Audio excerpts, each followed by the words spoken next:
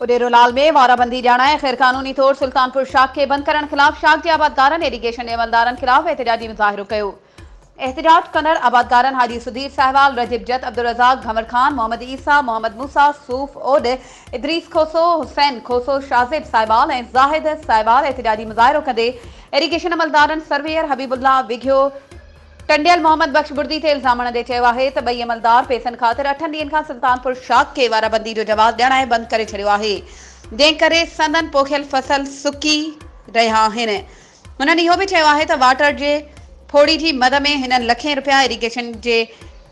टंडियल वटि जमा कराए छॾिया आहिनि, पर पोइ बि शाख खे बंदि कयो वियो आहे। हुननि सिंध जे वरी वज़ीर सैयद मुराद अली शाह ऐं ज़राअत वारे